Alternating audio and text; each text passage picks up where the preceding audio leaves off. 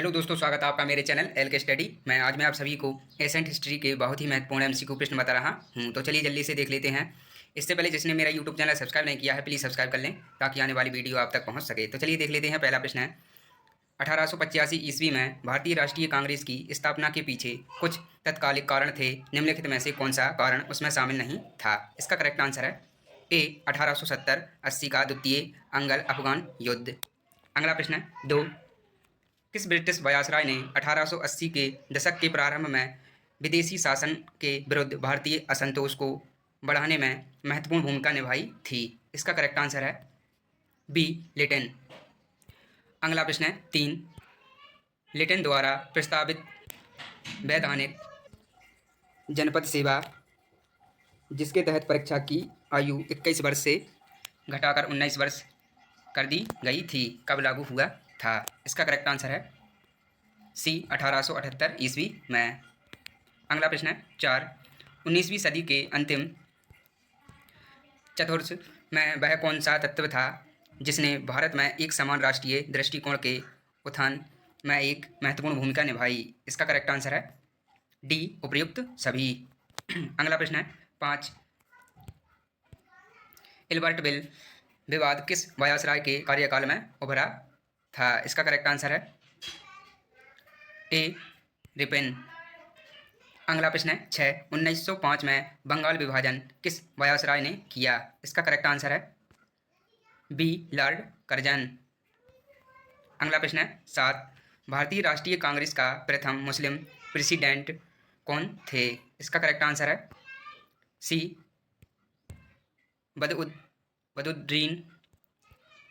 बदरुद्दीन तैयबाजी।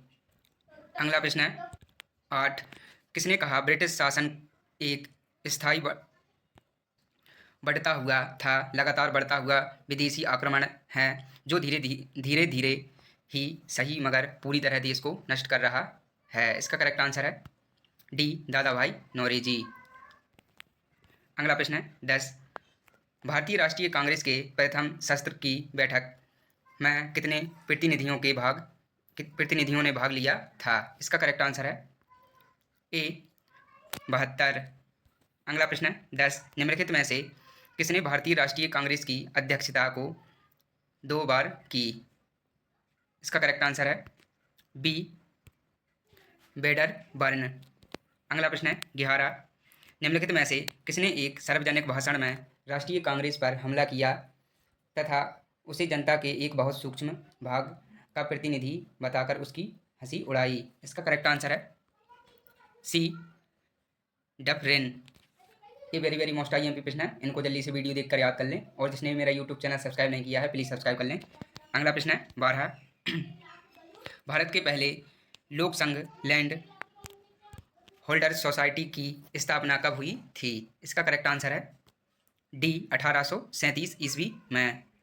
अगला प्रश्न है, 13, लैंड होल्डर्स सोसाइटी की स्थापना किसके कल्याण के लिए की गई थी? इसका करेक्ट आंसर है ए जमींदार। अगला प्रश्न है, 14, दादा भाई नौरोजी ने 1866 ईस्वी में ईस्ट इंडिया एसोसिएशन की स्थापना कहाँ की? इसका करेक्ट आंसर है बी लंदन।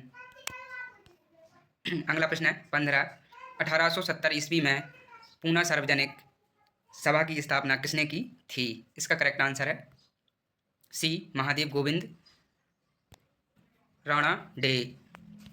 अगला प्रश्न है,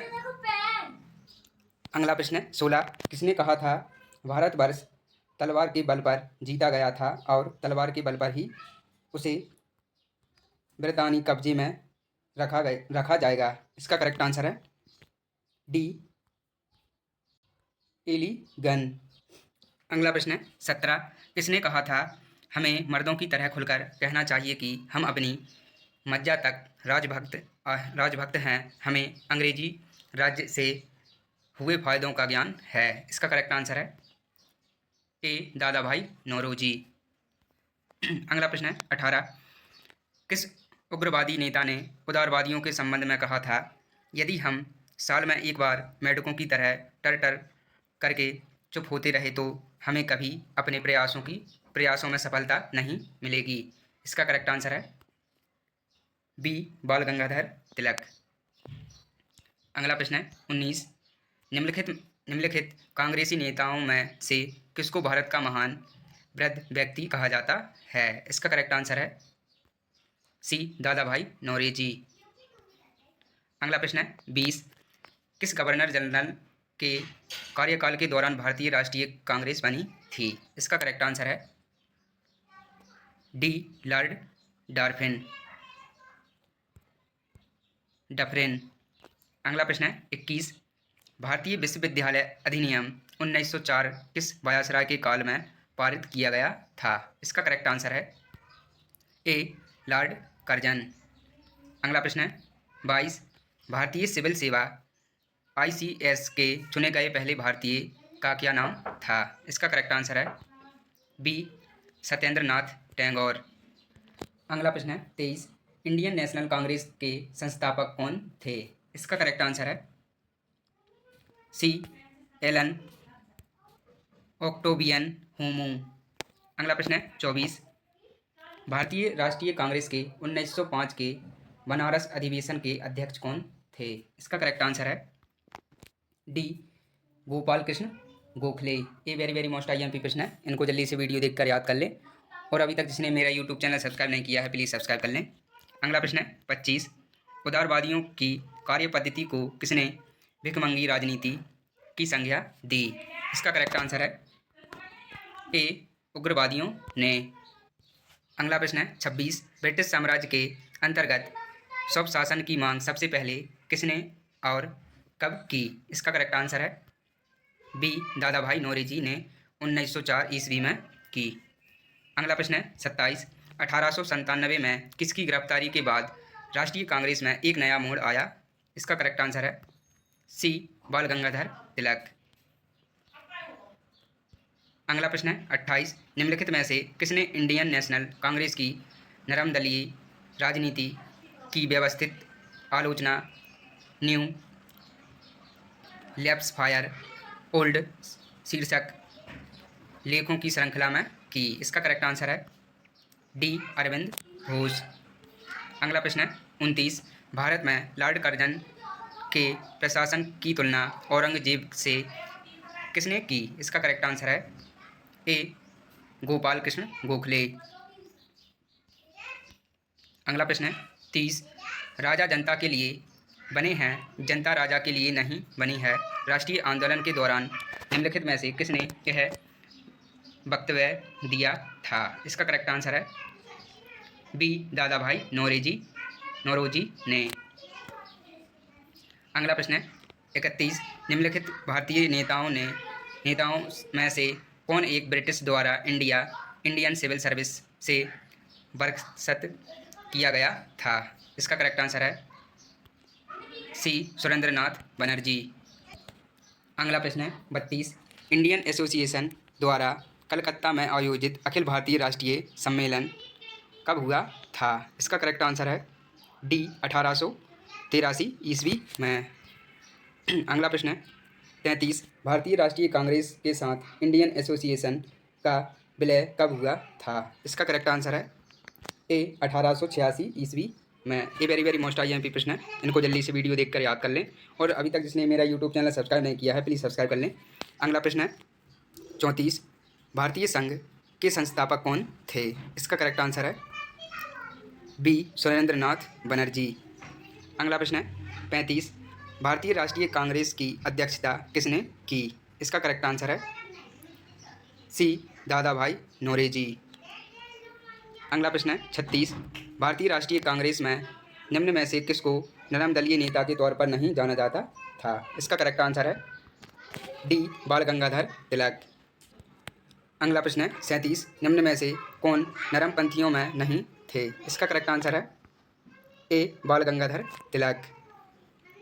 अगला प्रश्न है 38। आधुनिक भारतीय इतिहास में गोकुलदास तेजपाल संस्कृत महाविद्यालय क्यों प्रसिद्ध है? इसका करेक्ट आंसर है बी भारतीय राष्ट्रीय कांग्रेस का प्रथम अधिवेशन यही हुआ था। अगला प्रश्न है 39। 1885 1905 के काल के भारतीय राष्ट्रीय आंदोलन में उदारवादी नेताओं का प्रभुत्व था।